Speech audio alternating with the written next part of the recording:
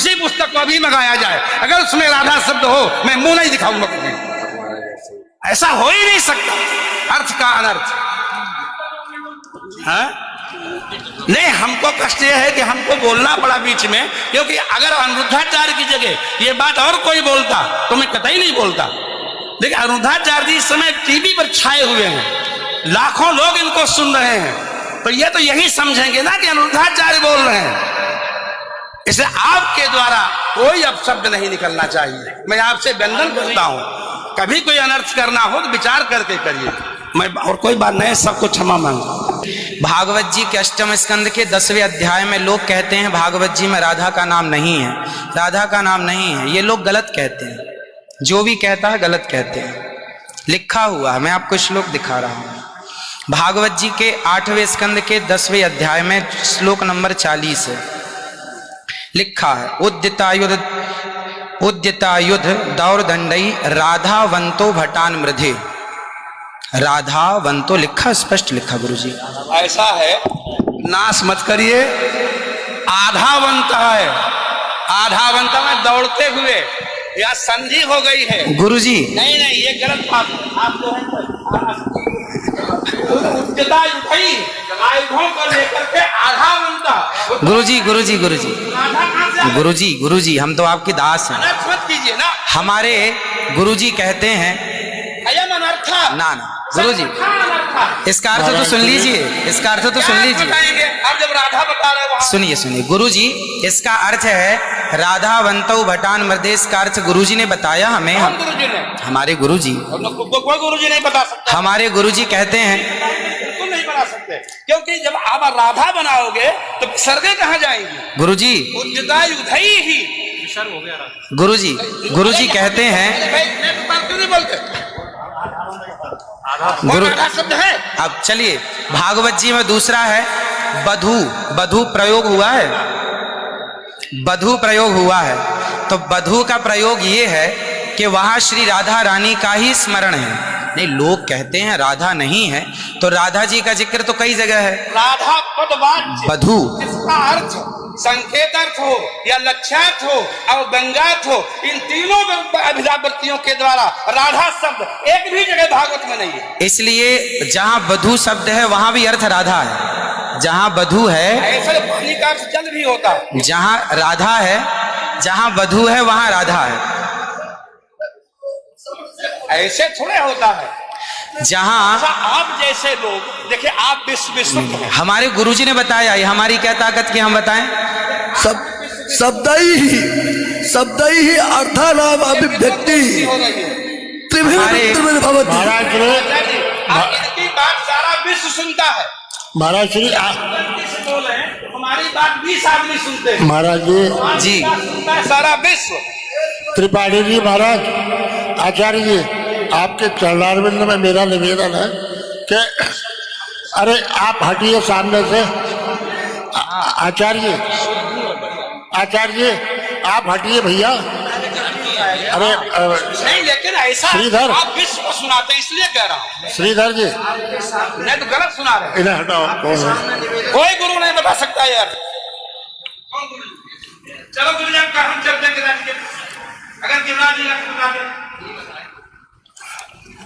आचार्य जी, श्री गुरु जी ने कहा है कि यहाँ जो राक्षस हैं वो राधा रानी का स्मरण करके, जो राक्षस हैं राधा रानी का स्मरण करके और युद्ध करने चले। जो राक्षस हैं भटान मृधे जो है, गुरुजी ने बताया कि जो राक्षस लोग हैं वो किसका स्मरण करके युद्ध करने चले? श्री राधा रानी का। ब्रह्म वैवर्त पुराण के अनुसार राधा ही मूल आधार है। यहां तक कि राम में भी राधा छिपा हुआ।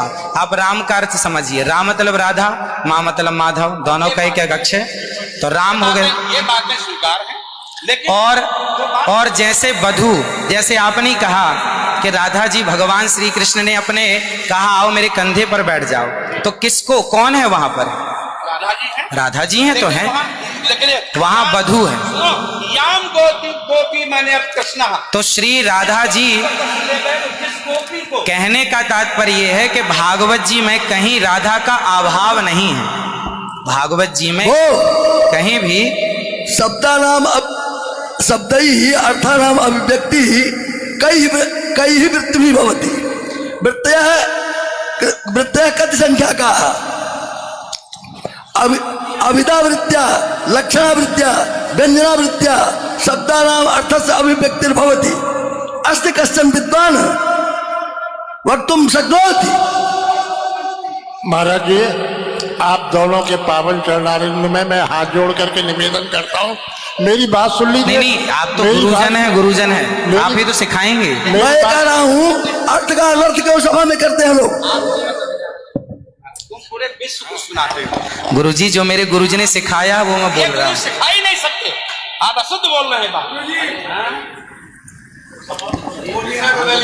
अभी श्री राधा और माधव जो राम नाम है, जो भागवत जी का अर्थ है। अब कोई पूछे कि राधा का अर्थ क्या है, तो राधा का अर्थ ही कृष्ण है, वो कृष्ण का अर्थ ही राधा है। तो राधा ही कृष्ण है और कृष्ण ही राधा है।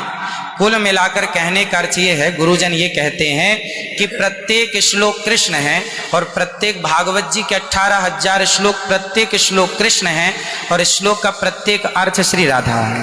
प्रत्येक श्लोक श्री कृष्ण है और श्लोक का प्रत्येक श्लोक का अर्थ श्री राधा है। तो ये सब भाव ही तो है, राधा ना वो भाव सब नहीं, भाव है। वो शब्दार्थ। भाव का भूखा हूं मैं, भाव ही एक सार है, और भाव से भजले मुझे तो भव से बेड़ा पार है। सभी विद्वानों के चरणों में दास का बारंबार नमन। सबको जय श्रीमन नारायण, जय श्री कृष्ण। 2 मिनट कीर्तन कर ले। 1 मिनट रुको, मैं सबसे क्षमा मांगता हूं। मेरा अनिरुद्धाचार्य के प्रति बड़ी श्रद्धा भाव है, बड़ा आदर है, लेकिन इनकी वाणी चूंकि पूरा विश्व सुन रहा है, ये चैनलों पर आते हैं।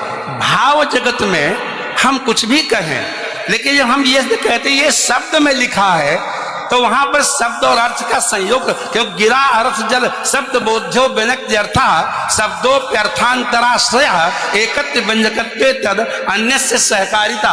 ऐसा हो ही नहीं सकता कि कोई अर्थ प्रकट हो और उसके मूल में शब्द न हो। वहां संधि है, मेरे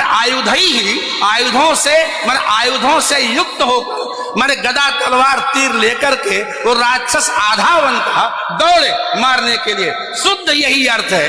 किसी अभिधा से, किसी लक्षणा से, लक्षणा तब होती है जब मुख्यार्थ का बाद हो। मुख्यार्थ का बाद हो ही नहीं सकता। सीधा स्वामी बता दें, विश्वनाथ चक्रवर्ती बता दें, अनुचार प्रकाश का बता दे, चूड़िकाकार बता दे, और छोड़िए उन बातों को। आपके गुरु जी के पिताजी ने भी टीका लिखी है, उसी पुस्तक को भी मंगाया जाए। अगर उसमें राधा शब्द हो, मैं मुंह नहीं दिखाऊंगा तुम्हें। ऐसा हो ही नहीं सकता अर्थ का अनर्थ। हाँ? नहीं, हमको कष्ट यह है कि हमको बोलना पड़ा बीच में, क्योंकि अगर अनिरुद्धाचार्य की जगह ये बात और कोई बोलता तो मैं कतई नहीं बोलता। देखिए, अनिरुद्धाचार्य जी इस समय टीवी पर छाए हुए हैं, लाखों लोग इनको सुन रहे हैं, तो ये तो यही समझेंगे ना कि अनिरुद्धाचार्य बोल रहे हैं।